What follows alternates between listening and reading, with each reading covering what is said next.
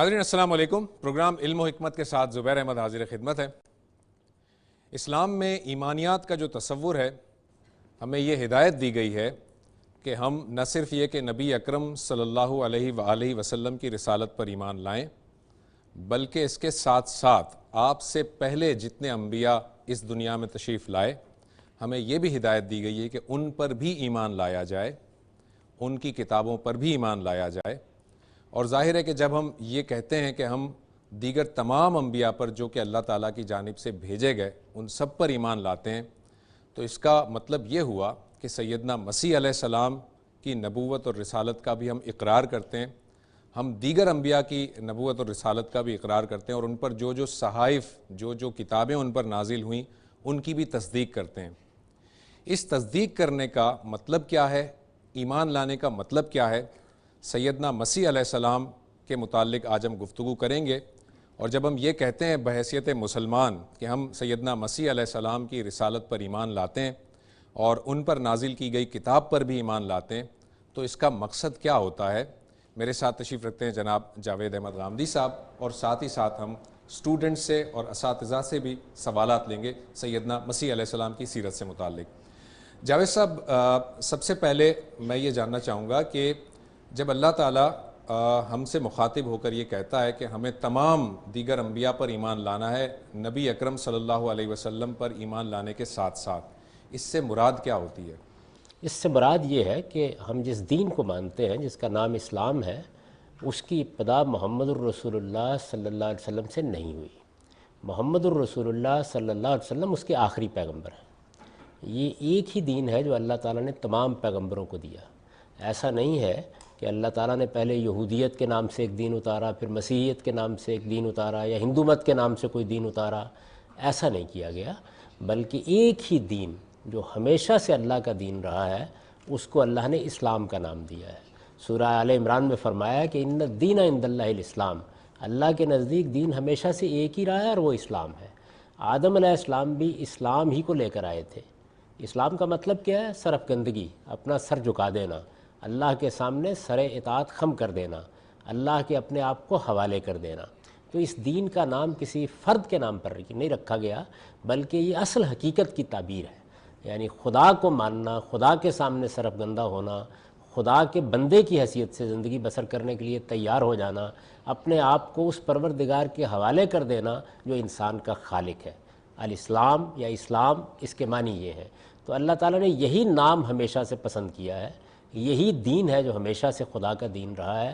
تو جب ہم یہ کہتے ہیں کہ ہم سب پیغمبروں کو مانتے ہیں، تو ہم حقیقت میں یہ کہہ رہے ہوتے ہیں کہ سب پیغمبر اسلام کے پیغمبر ہیں، سب یہی دین لے کے آئے تھے، اسی کی دعوت لے کے آئے تھے، اسی کا پیغام پہنچانے کے لیے آئے تھے۔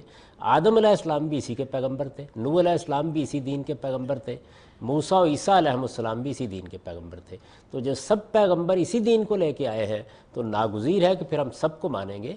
محمد الرسول اللہ صلی اللہ علیہ وسلم کو ہم اس دین کے تنہا پیغمبر کی حیثیت سے نہیں، بلکہ اس دین کے آخری پیغمبر کی حیثیت سے مانتے ہیں۔ اچھا جاوید صاحب، جب آپ یہ فرما رہے ہیں کہ سارے پیغمبر اسی دین کو لے کر آئے تھے، تو پھر ایک ذرا دین کی وضاحت کر دیجیے گا، کیونکہ ہم کہتے ہیں یہ شریعت محمدی ہے، یہ شریعت موسوی ہے، یعنی موسیٰ علیہ السلام کی شریعت کچھ اور تھی اور محمد صلی اللہ علیہ وسلم کی شریعت کچھ اور ہے۔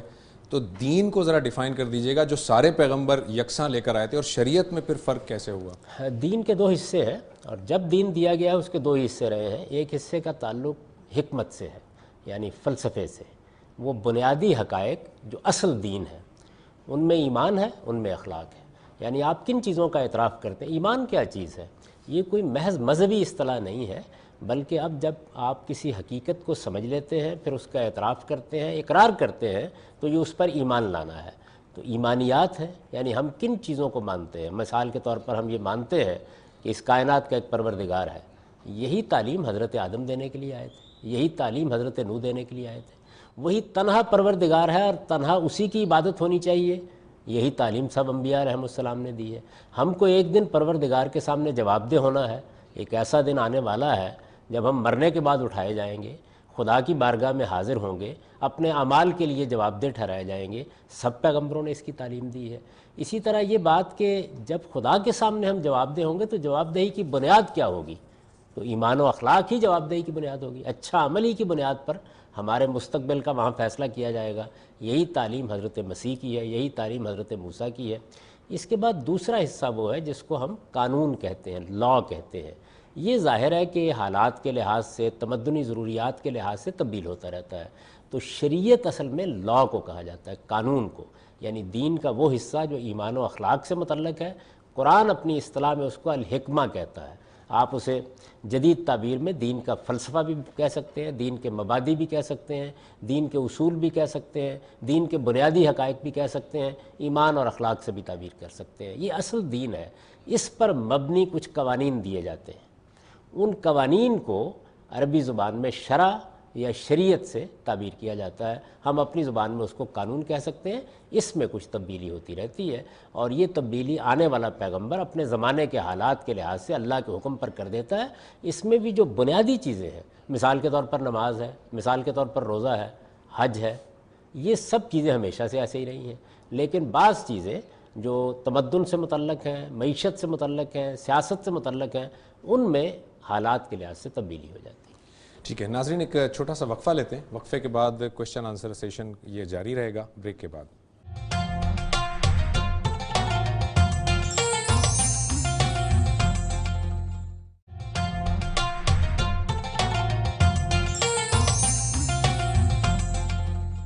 اچھا، جس طرح آپ نے یہ بتایا، شریعت کی آپ نے وضاحت فرمائی، تو جو حضرت عیسیٰ علیہ السلام جو ہے وہ یہ فرماتے ہیں کہ میں تورات کو منسوخ کرنے کے لیے نہیں آیا، گویا دوسرے الفاظ میں وہ یہ فرما رہے تھے کہ میں حضرت موسیٰ علیہ السلام کی جو شریعت تھی اسی کا پیروکار ہوں اور میں کوئی نئی شریعت لے کر نہیں آیا، وہ یہی فرما رہے تھے؟ یقیناً یہی بات فرما رہے تھے۔ اس کی وجہ یہ ہے کہ اللہ تعالیٰ نے بنی اسرائیل کا جب انتخاب کیا، یہ میں اس سے پہلے بھی کئی بار واضح کر چکا ہوں کہ نبوت کے دو دور ہیں۔ ایک دور وہ ہے جس کا خاتمہ حضرت ابراہیم علیہ السلام پر ہوا ہے، یعنی آج سے کوئی 4000 سال پہلے بابل کے شہر ار میں سیدنا ابراہیم علیہ السلام کی پیدائش ہوئی ہے۔ اور سیدنا ابراہیم علیہ السلام سے پہلے اللہ تعالیٰ کا قاعدہ یہ تھا کہ وہ ہر قوم کی طرف رسول بھیجتا تھا۔ اس کو قرآن نے بیان بھی کیا ہے، وَلِكُلِّ أُمَّةٍ رَسُولٌ فَإِذَا جَاءَ رَسُولُهُمْ قُضِيَ بَيْنَهُمْ بِالْقِسْطِ وَهُمْ لَا يُظْلَمُونَ۔ ہم ہر امت کی طرف، ہر قوم کی طرف رسول بھیجتے رہے ہیں، پھر جب ان کا رسول آ جاتا تھا تو انصاف کے ساتھ اسی دنیا میں ان کا فیصلہ چکا دیا جاتا تھا۔ یہ سورہ یونس میں بیان کر دیا ہے۔ تو حضرت ابراہیم سے پہلے تو یہی طریقہ تھا، لیکن ابراہیم علیہ السلام کے بعد اللہ تعالیٰ نے پھر ان کی ذریت، ان کی اولاد کو منتخب کیا، پوری کی پوری نسل کو۔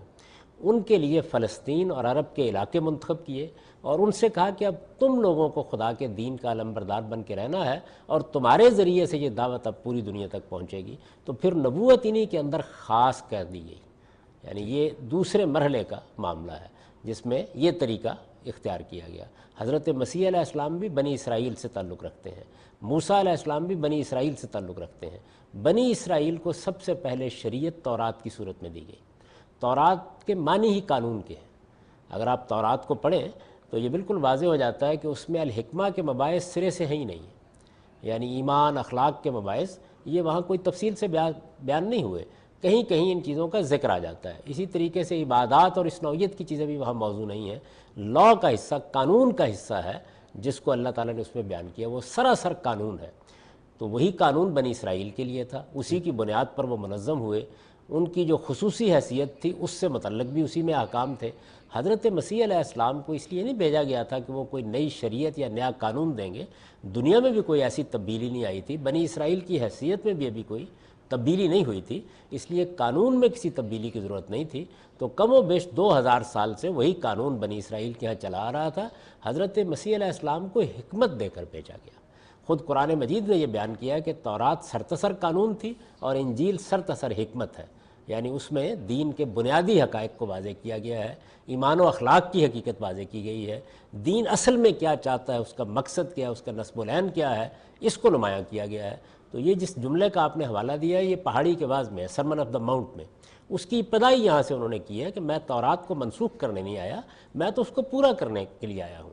اس سے ان کا مقصود یہ تھا کہ قانون وہی ہے، میں قانون میں تبدیلی نہیں کر رہا، لیکن میں تمہیں یہ بتانے آیا ہوں کہ تم نے اس قانون کو ایسی صورت دے دی ہے کہ جس سے وہ بالکل بے روح ہو کر رہ گیا ہے۔ ایسا بیشتر قوموں میں ہوا ہے کہ وہ قانون ہی کی پابند ہو کر رہ گئیں، یا قانون کے ظاہری ڈھانچے کو انہوں نے اہمیت دی، اس کے پیچھے کیا حقیقت تھی، اس کا فلسفہ کیا تھا، اس کی روح کیا تھی، وہ غائب ہو گئی۔ تو سیدنا مسیح علیہ السلام اس کو زندہ کرنے کے لیے آئے۔ چنانچہ آپ اسی پہاڑی کے بعض میں سرمن آف دا ماؤنٹ میں دیکھیے کہ وہ نہایت خوبصورت اسلوب میں اور بڑے ہی مؤثر انداز میں یہ بیان کرتے ہیں کہ اس قانون کے پیچھے کیا حکمت ہے، اور اس میں بنی اسرائیل کے علماء کو مخاطب کرتے ہیں، ان کے بڑوں کو مخاطب کرتے ہیں، ان کے مختلف گروہوں اور فرقوں کو مخاطب کرتے ہیں، اور ان سے کہتے ہیں کہ تم نے دین کی حقیقت فراموش کر دی ہے، مچھروں کو چھانتے ہو اور اونٹوں کو نگلتے ہو، تمہیں اس کا احساس نہیں ہے کہ اصل بات کیا ہوتی ہے۔ ایک زیرے کے چھٹانگ کے اوپر تو تم لوگوں کو بتاتے ہو کہ زکوٰۃ کیسے دینی ہے، لیکن یہ نہیں بتاتے کہ لوگوں کا خون کرنا کتنا بڑا جرم ہے، یہ نہیں بتاتے کہ لوگوں کا مال لوٹنا کتنا بڑا جرم ہے۔ تو اس طرح جو دین کی اصل حقیقت ہے اس کی جانب انہوں نے توجہ دلائی ہے۔ اس میں قرآن مجید نے اسی لحاظ سے ان کی کتاب کا تعارف کرایا ہے کہ وہ تورات کو زندہ کر رہے تھے اور حکمت لوگوں کو سکھا رہے تھے۔ جاوید صاحب، تورات جو ہے وہ اصل لا ہے اور جو حکمت ہے وہ انجیل ہے، تو پھر یہ جو الوہیت کا تصور ہے سیدنا مسیح علیہ السلام سے متعلق، یہ الوہیت کا تصور اور عقیدہ تثلیث، یہ کیسے اس میں در آیا، کیسے آ گیا؟ یہ کبھی اس میں نہیں آیا۔ اس وقت دیکھیے کہ انجیل کی بہت سی ورژنس ہیں۔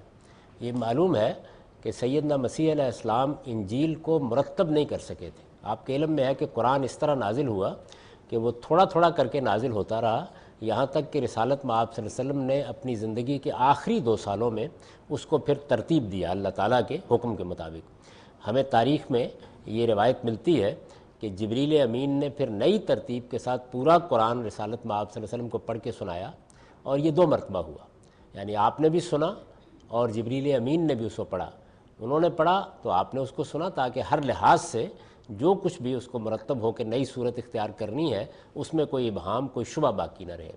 تو اس طرح قرآن مجید کے نزول کے 2 دور ہو گئے، یعنی ایک جس میں وہ نازل ہو رہا تھا اور حالات کے لحاظ سے کوئی ایک سورہ نازل ہو گئی، 2 صورتیں نازل ہو گئیں، یا کچھ حصہ نازل ہو گیا جس کو بعد میں پھر مرتب کر دیا گیا، آخر میں اسے ترتیب دیا گیا۔ یہ تورات میں بھی ایسے ہی ہوا ہے۔ آپ اگر بائبل کے مجموعے کو دیکھیں، بائبل تورات نہیں ہے محض، بائبل تو اصل میں جوش ہسٹری ہے پوری کی پوری، اس میں یہ مجموعے بھی شامل ہیں۔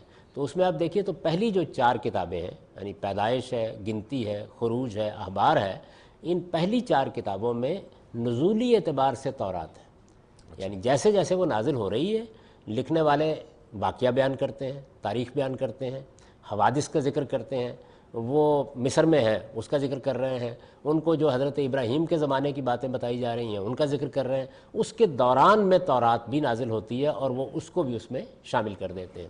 پھر استثناء میں ڈیٹرانومی میں آ کے تورات کو مرتب کیا گیا ہے، یعنی وہی کام جو قرآن کے معاملے میں ہوا ہے وہی حضرت موسیٰ علیہ السلام کی اور نازل ہونے والی تورات کے بارے میں بھی ہوا ہے۔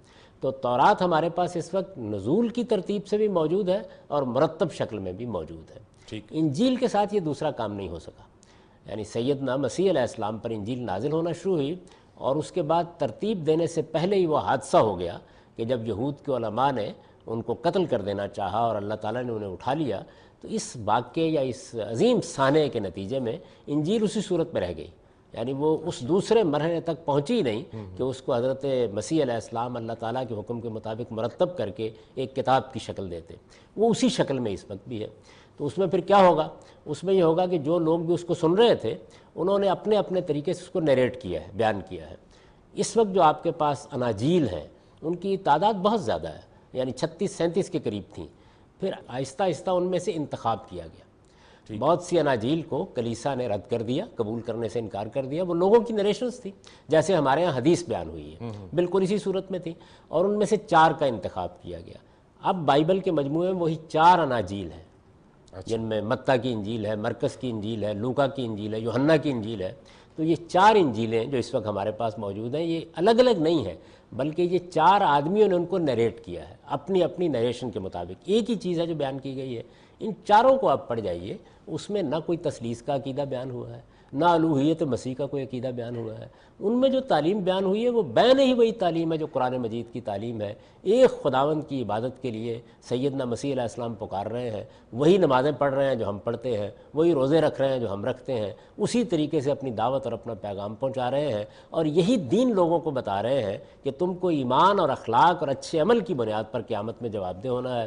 اس میں کفارے کے عقیدے کا کوئی ذکر نہیں ہے۔ اس طرح کی تمام چیزوں سے انجیلیں بالکل خالی ہیں کوئی ایک عبارت بھی ایسی نہیں بتائی جا سکتی کہ جس میں ایسی کوئی چیز انہوں نے بیان فرمائی۔ ناظرین ایک چھوٹا سا وقفہ لیتے ہیں اور وقفے کے بعد آڈینس سے کچھ سوالات شامل کریں گے بریک کے بعد۔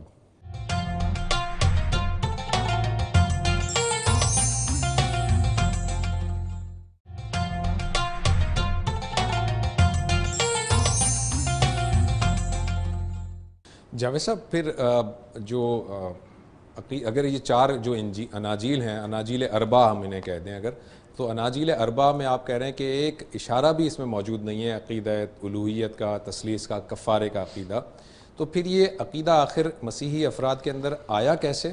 اور وہ مسیحی افراد میں اگر آیا تو وہ اپنے اس عقیدے کے دلائل کے طور پر جب انجیل کا حوالہ دیتے ہیں تو وہ کس طرح سے دیتے ہیں، کیسے وہ اس کو ثابت کرتے ہیں؟ جس طرح سے ہمارے ہاں مختلف گروہ اور فرقے پیدا ہوئے ہیں، اسی طرح ہر تعبیر میں ہو جاتے ہیں۔ یہ فلسفے میں بھی ہوتے ہیں، یہ دوسرے افکار اور صوفیانہ مذاہب میں بھی ہوتے ہیں، اور یہ الہامی مذاہب میں بھی ہوئے ہیں۔ آخر ہم مسلمانوں میں بھی تو یہی صورت تھی نا کہ محمد الرسول اللہ صلی اللہ علیہ وسلم دنیا سے رخصت ہوئے تو ہمارے پاس اللہ کی کتاب موجود تھی، آج بھی موجود ہے۔ صحابہ کرام نے دین کو بالکل صحیح صورت میں آگے منتقل کر دیا تھا، لیکن پھر مختلف فرقے، مختلف گروہ پیدا ہونا شروع ہو جاتے ہیں، پھر مختلف قسم کی چیزوں کی تعبیرات میں اختلافات سامنے آتے ہیں، ان تعبیرات میں پھر کچھ فیصلے کیے جاتے ہیں، اس سے گروہ بن جاتے ہیں۔ اب ہمارے ہاں لوگ کہتے ہیں فلاں حنفی ہے، فلاں شافعی ہے، تو بالکل یہی تاریخ مسیحیت میں بھی ہوئی۔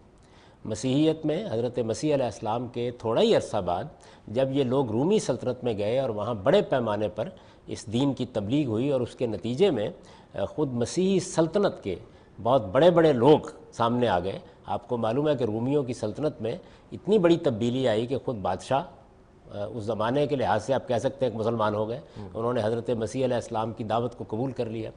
تو یہ زمانہ ہے کہ جس میں سینٹ پال نے پھر موجودہ مسیحیت کی بنیاد رکھی ہے۔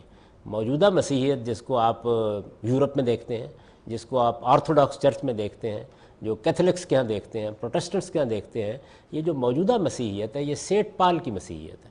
پاپائیت کا موجودہ ادارہ بھی اصل میں اسی زمانے سے قائم ہونا شروع ہوا ہے۔ تو اس وجہ سے اس مسیحیت سے پہلے کیا تعلیمات تھیں اس کے بارے میں اگر آپ تاریخ پڑھیں تو آپ کو معلوم ہوگا کہ 200-300 سال تک ایک عظیم کشمکش ہوئی، جس میں سیدنا مسیح علیہ السلام کے جو ابتدائی حواری تھے، ان کے شاگرد تھے، ان کے شاگردوں کے شاگرد تھے، ان میں بڑے اختلافات برپا ہوئے۔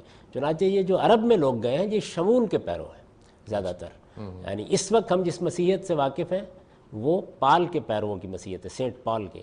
اور عرب میں جو مسیحیت تھی یا جس کا ذکر قرآن میں آتا ہے، جو محمد الرسول اللہ کے ساتھ زیر بحث آئی ہے، وہ شمون کے پیرووں کی زیادہ تر مسیحیت ہے۔ آپ دیکھتے ہیں کہ اس میں کفارے کا عقیدہ مثال کے طور پر زیر بحث ہی نہیں ہے، یا اس میں شریعت کی تنسیخ کا عقیدہ سرے سے زیر بحث ہی نہیں ہے، وہاں الوہیت مسیح کے کچھ مسائل ہیں۔ تو یہ لوگ جب اس دور میں داخل ہوئے ہیں تو یہ یونانی فلسفے سے متاثر ہوئے۔ اسی طرح رومیوں کے ہاں بھی بہت سے تصورات، بہت سے فلسفے پہلے موجود تھے، ان فلسفوں کو سامنے رکھ کر ایک نیا علم کلام وجود میں لایا گیا۔ جب آپ ایک نیا نقطہ نظر اختیار کرتے ہیں تو پھر آپ پلٹ کے دیکھتے ہیں کہ اچھا کسی جملے سے، کسی چیز سے یہ چیز ثابت کی جا سکتی ہے۔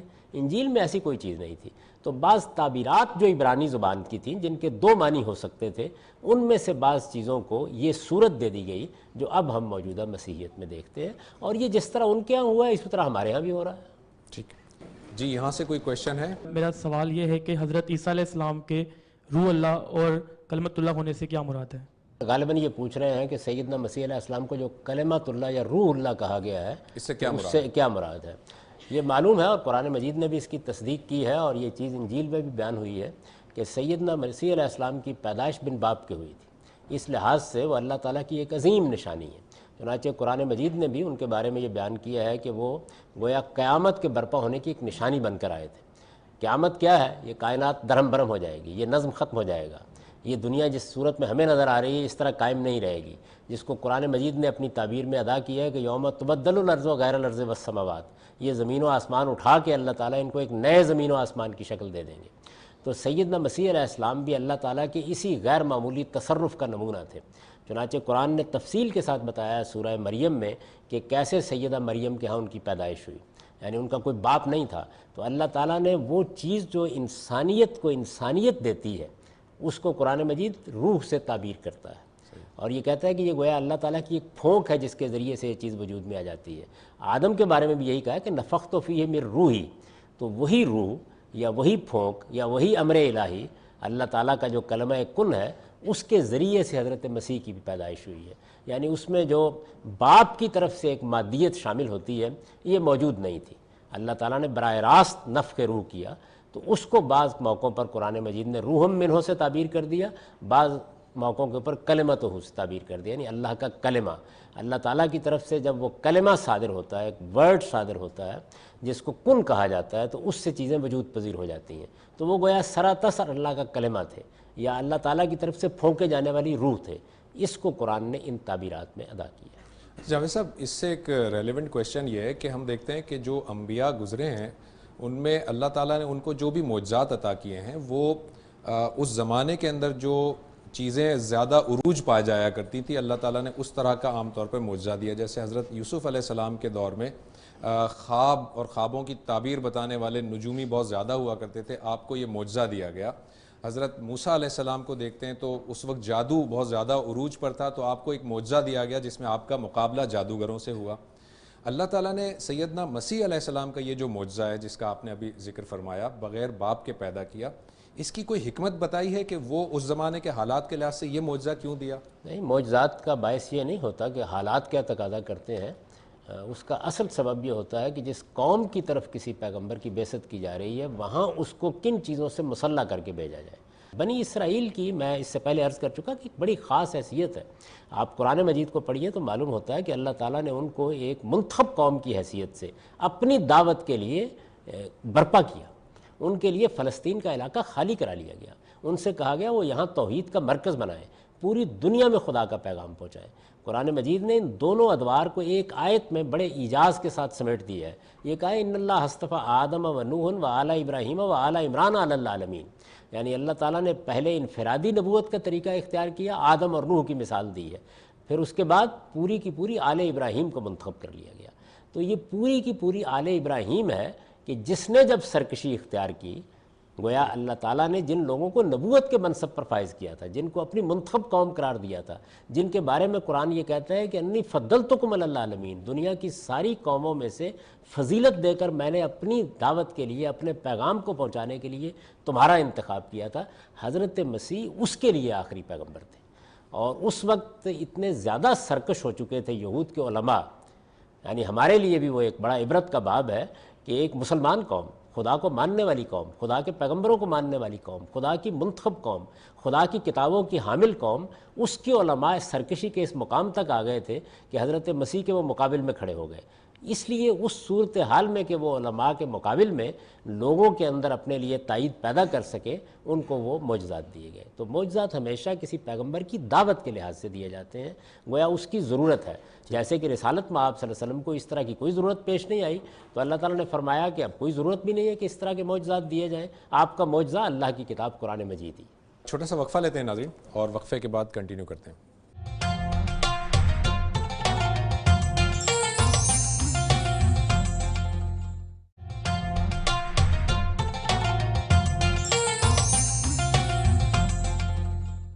ویلکم بیک ناظرین. جی اس طرف کوئی کویشچن ہے؟ جی استاد محترم، سوال یہ ہے کہ قرآن پاک میں سورۃ النساء میں اللہ پاک فرماتے ہیں وما قتلوہ وما صلبوہ ولکن شبہ لہم. اب سوال یہ ہے کہ صلیب پہ جس شخص کو چڑھایا گیا تھا کہا جاتا ہے کہ وہ حضرت عیسیٰ علیہ السلام کے بالکل ایسا تھا جیسے میچ تھا. سوال یہ ہے کہ کیا حضرت عیسیٰ علیہ السلام پہلے رفع آسمانی میں جو ہے اللہ پاک نے بلا لیا تھا یا صلیب کے موقع پر؟ اس کو تھوڑا سا واضح کر دیجیے، اس پہ بڑا جو ہے نا اختلاف آج کل پھیلا ہوا ہے. جزاک اللہ. دیکھیے قرآن مجید نے جس آیت کا آپ نے حوالہ دیا ہے اس میں ایک تو اس چیز کی بڑی قوت کے ساتھ تردید کر دی ہے، پورے زور کے ساتھ، کہ وہ لوگ ان کو قتل کرنے میں کامیاب نہیں ہوئے. یہ معلوم ہے آپ کو کہ ایک وقت ایسا آ گیا تھا کہ یہود کے علماء اصرار کر رہے تھے کہ اب ان کو پھانسی چڑھا دیا جائے، صلیب دے دیا جائے، قتل کر دیا جائے. ان کے خلاف پہلے پروپیگنڈا کیا گیا، طرح طرح کے الزامات ان کے اوپر لگائے گئے، طرح طرح کے سوالات ان سے کیے گئے، گلی گلی لوگ ان کے پیچھے لگا دیے گئے. لیکن پھر تنگ آ کے اس وقت رومیوں کی سلطنت تھی. یعنی تھوڑا سا تاریخی طور پر یہ جان لیجئے کہ بنی اسرائیل کا یہ فلسطین کا پورا علاقہ 2 ریاستوں میں تقسیم ہو چکا تھا اس وقت. ایک ریاست اسرائیل کی ریاست تھی اور دوسری ریاست جو خود اسرائیلی بادشاہوں کے اہتمام میں تھی یہودیہ کی ریاست تھی. تو اسرائیل کی ریاست میں رومی حکمران تھے، یعنی وہی لوگ تھے جو حکومت کر رہے تھے. سیدنا مسیح علیہ السلام اسی علاقے میں تھے. تو تو یہود کے علماء نے بار بار یہ کوشش کی کہ وہ رومی حکمران کو اس کا قائل کرے کہ وہ ان کو صلیب دے دے، یعنی ان کو موت کی سزا دے دے۔ اس کے لیے وہ بار بار ان کے پاس گئے۔ آپ کے علم میں ہے کہ جب اس نے پوچھا آخر میں کہ میرے پاس اس وقت برابر ڈاکو بھی ہے اور مسیح بھی ہیں، تو تم یہ بتاؤ کہ تمہاری عید کا یہ دن ہے، اس میں کسی ایک کو چھوڑنا ضروری ہوتا ہے، کسی ایک قیدی کو رہا کرنا ضروری ہوتا ہے، تم کس کو چاہتے ہو؟ تو انہوں نے کہا کہ آپ برابر ڈاکو کو چھوڑ دیں، لیکن مسیح کو ہم پھانسی پر دیکھنا چاہتے ہیں۔ اس حد تک علماء ان کے خلاف ہو چکے ہوئے تھے۔ یہ صورتحال ہے کہ جس میں یہ دعویٰ کیا گیا کہ ان کو وہ قتل کرانے میں کامیاب ہو گئے یا صلیب دلوانے میں کامیاب ہو گئے۔ قرآن مجید نے بتایا کہ نہیں، وہ ایسا نہیں کر سکے۔ ما قتلوہ و ما صلبوہ، نہ وہ ان کو صلیب دے سکے نہ وہ ان کو قتل کر سکے، بلکہ اللہ تعالیٰ نے ان کو اپنے پاس بلا لیا۔ اب اللہ تعالیٰ کے اس بلانے کی شکل کیا ہوئی، اس کو سورہ آل عمران میں واضح کر دیا ہے کہ انی متوفق ورافعک الیہ ومطہرک من الذین کفروا وجاعل الذین اتبعوک فوق الذین کفروا الی یوم القیامہ، یعنی اللہ تعالیٰ نے حضرت مسیح علیہ السلام کے بارے میں قیامت تک کا اپنا پورا پروگرام بیان کر دیا ہے ایک ہی آیت میں۔ اس آیت میں جس کا انہوں نے حوالہ دیا ہے، اس سوال کا جواب دیا ہے کہ پھر یہ غلط فہمی پھیل کیسے گئی کہ ان کو قتل کر دیا گیا ہے۔ تو قرآن مجید کہتا ہے کہ ولیکن شبہ لہم، معاملہ ان کے لیے مشتبہ کر دیا گیا۔ کیسے مشتبہ کیا گیا؟ اس کے لیے سب سے بہتر بیان جو ہے وہ برنباس کی انجیل میں ہے۔ برنباس یہ بتاتا ہے کہ جس وقت کوہ زیتون پر وہ اپنے حواریوں کے ساتھ موجود تھے اور اس موقع پر یہ لوگ ان کو پکڑوانے کے لیے وہاں جا رہے تھے، تو جس شخص نے ان کے شاگردوں میں سے، اور یہ پہلے انہوں نے بتا دیا تھا کہ تم مرغ کے 3 مرتبہ اذان دینے سے پہلے میری مخبری کرو گے، تو جس شاگرد نے یہ اطلاع دی، اللہ تعالیٰ نے اس کی صورت کو بالکل ویسے ہی بنا دیا جیسے کہ حضرت مسیح کی صورت تھی۔ حضرت مسیح کو اس موقع کے اوپر اٹھا لیا گیا۔ اس موقع کے اوپر کب؟ ذرا پہلے اسی موقع پر جب وہ گرفتار کرنے کے لیے آئے تو اس افراتفریق کیفیت میں حضرت مسیح وہاں سے نکال لیے گئے۔ ظاہر ہے کہ یہ کام اللہ کے فرشتوں نے کیا، تو وہ کام ہو گیا اور اس کے بعد ان کے اس شاگرد کو مسیح سمجھ کر صلیب چڑھا دیا گیا۔ یہ برنباس کا بیان ہے۔ ہمارے ہاں اس کی کوئی تفصیل موجود نہیں ہے، لیکن یہ بہت قرین قیاس ہے، یعنی قرآن مجید کے الفاظ اس کو قبول کرتے ہیں، اس لیے میرے نزدیک یہی صحیح تصویر ہے اس کی۔ جی، یہ جو لوگوں نے فرقے اور مسلک خود بنا لیے ہیں، اللہ تعالیٰ نے تو نہیں سے بنائے، پر یہ بنانے کی ضرورت کیوں پیش آ رہی ہے؟ اللہ تعالیٰ نے تو ایک ہی دین دیا ہے۔ میں نے ابھی جو آپ نے ابتدا کی تھی تو اس وقت یہ عرض کیا تھا کہ اللہ تعالیٰ کو تو اصرار ہے اس بات پر کہ اس نے کبھی کوئی دوسرا دین نہیں دیا، اس کے ہاں سے ایک ہی دین آیا ہے۔ وہ دین اس نے آدم علیہ السلام کو دیا، سب نبیوں کو دیا، تمام نبی اسی دین کو بیان کرتے رہے، اسی کی دعوت دیتے رہے۔ پرانے زمانے میں بھی اس میں فرقے بن گئے، یعنی یہ یہودیت مسیحیت کیا ہے؟ یہ اسلام کے فرقے ہیں جو رسالت میں آپ صلی اللہ علیہ وسلم سے پہلے بنے۔ اس کے بعد آخری پیغمبر کو بھیجا گیا، قرآن نازل کیا گیا، اللہ نے اپنی کتاب کو محفوظ کر کے ہمارے ہاتھوں میں دے دیا۔ لیکن انسان کا مسئلہ یہ ہے کہ وہ اختلاف کرتا ہے، تعصبات میں مبتلا ہو جاتا ہے، بعض اوقات جذباتی فیصلے کرتا ہے، بعض شخصیات کے ساتھ غیر معمولی تعلق کی بنیاد پر اپنے نظریات میں بہت زیادہ جمود پیدا کر لیتا ہے۔ تو یہ انسان کی تعلیم و تربیت کا نقص ہے، اس کی بنیاد پر پھر فرقے پیدا ہو جاتے ہیں۔ وہ لوگ جو دین کا سچا علم رکھتے ہیں وہ کبھی فرقہ بندیوں میں نہیں الجھتے۔ ان کے لیے تو صورتحال یہ ہوتی ہے کہ جتنے مسلمانوں کے اچھے بڑے علماء ہیں، مثال کے طور پر ہمارے فقہ کے ائمہ ہیں، امام ابو حنیفہ ہیں، امام شافعی ہیں، امام مالک ہیں، امام احمد بن حنبل ہیں، سب ہمارے امام ہیں، سب ہمارے علماء ہیں، ہم سب کی عزت کرتے ہیں۔ آپ سائنس کا علم پڑھتے ہیں تو آپ یہ تو نہیں کرتے نا کہ آپ نیوٹن سے وابستہ ہیں، آپ آئنسٹائن سے وابستہ ہیں، نہیں، سارے یہ اہل علم کی چیزوں کو پڑھتے ہیں، دیکھتے ہیں، جس کی بات زیادہ معقول ہوتی ہے اسے قبول کر لیتے ہیں۔ تو یہ اگر رویہ اختیار کیا جائے کہ ہم کسی ایک کھوٹے کے ساتھ اپنے آپ کو نہ باندھیں، اور اگر باندھنا ہے تو اسی کھوٹے کے ساتھ باندھیں، یعنی اللہ کے ساتھ، اللہ کے پیغمبر کی دعوت کے ساتھ، باقی سب لوگوں کی عزت کریں، احترام کریں، اور باہمی احترام کے ساتھ اگر کسی چیز کو ہم اختیار کرتے ہیں تو بس یہ کہیں کہ دلیل کی بنیاد پر ہمیں یہ بات زیادہ بہتر لگتی ہے۔ کوئی دوسرا اگر ہم سے اختلاف کرتا ہے تو اچھی بات ہے، کوئی فرق نہیں پڑتا اس سے۔ میوچول رسپیکٹ، ایک دوسرے کا احترام، اور اختلاف کو مخالفت نہ بننے دینا، اور لوگوں کے بارے میں یہ خیال نہ کرنا کہ ہم ہی حق پر ہیں، باقی سب کے سب باطل پر ہیں۔ اگر آپ اپنے اندر یہ تبدیلی پیدا کر دیں تو پھر کبھی بھی اختلاف فرقہ بندی میں تبدیل نہیں ہوتا۔ ہماری بنیادی غلطی یہ نہیں ہے کہ لوگوں میں کچھ اختلاف ہے، اختلاف تو ترقی کا اور علم کے آگے بڑھنے کا باعث بنتا ہے۔ بنیادی خرابی یہ ہے کہ ہم اصل میں اختلاف کے آداب سے واقف نہیں ہیں، یعنی ہم اچھے طریقے سے، اچھے اسلوب سے، شائستگی کے ساتھ، تہذیب کے ساتھ نہ اپنی بات کہنے کا سلیقہ رکھتے ہیں نہ دوسرے کی بات سننے کا سلیقہ رکھتے ہیں۔ ناظرین، کچھ مزید سوالات ہیں، ایک چھوٹے سے بریک کے بعد آتے ہیں واپس اور پھر اور کچھ سوالات لیتے ہیں۔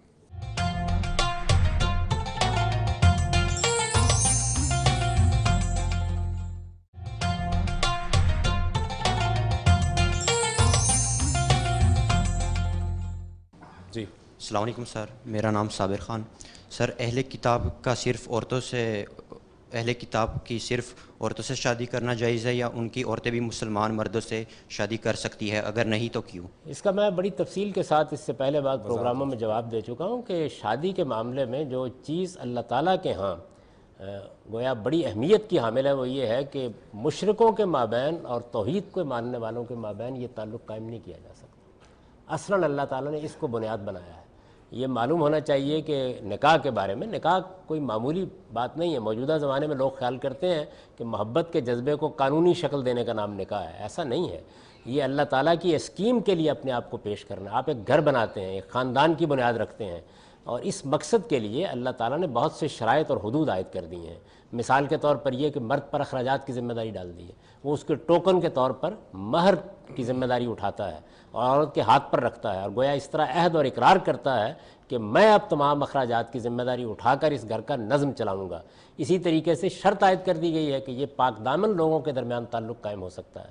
اگر کسی نے اپنے آپ کو رسوا کیا ہے تو اسے پہلے معافی مانگ کر توبہ کر کے اپنے آپ کو پاک کرنا چاہیے. چنانچہ معلوم ہے کہ اگر کسی کو بدکاری کے جرم میں سزا ہو جائے تو قرآن مجید کہتا ہے کہ پھر کسی پاک دامن عورت کے ساتھ اس کی شادی نہیں ہو جاتی. یعنی حرم ذالک علی المؤمنین، اللہ تعالیٰ نے ایمان والوں کو اس پر حرام کر دیا ہے. یہی صورتحال جو ہے وہ شرک اور توحید کی ہے. یعنی اگر کہیں شرک موجود ہے تو پھر نکاح کا کوئی سوال نہیں ہے.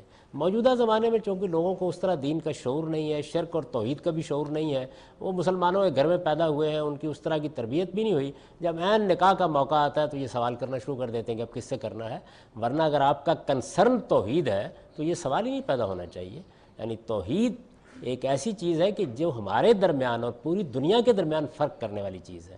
ہم خدا کے ساتھ کسی کو شریک نہ ٹھہراتے ہیں، نہ اس کو اپنے گھر میں گوارا کر سکتے ہیں. ٹھیک ہے جی، آپ کا سوال.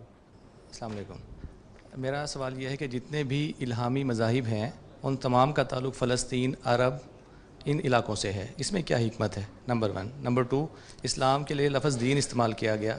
اسلام دین ہے یا مذہب ہے؟ یہ میں اس سے پہلے عرض کر چکا ہوں تفصیل سی بات اور تفصیل کے ساتھ یہ بتا چکا ہوں کہ اللہ تعالیٰ نے نبوت کے معاملے کو 2 ادوار میں تقسیم کیا ہے. یعنی حضرت ابراہیم علیہ السلام کی پیدائش سے پہلے، اور حضرت ابراہیم کم و بیش 4000 سال پہلے پیدا ہوئے ہیں، ان کی پیدائش سے پہلے اللہ تعالیٰ نے ہر قوم کی طرف پیغمبر بھیجے ہیں.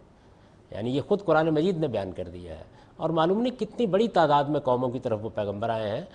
اگرچہ وہ روایت کوئی بڑی مستند روایت نہیں ہے، لیکن اس میں بیان کیا گیا ہے کہ 1,24,000 کے قریب اللہ تعالیٰ نے نبی بھیجے ہیں اور 313 سے زیادہ رسول بھیجے ہیں.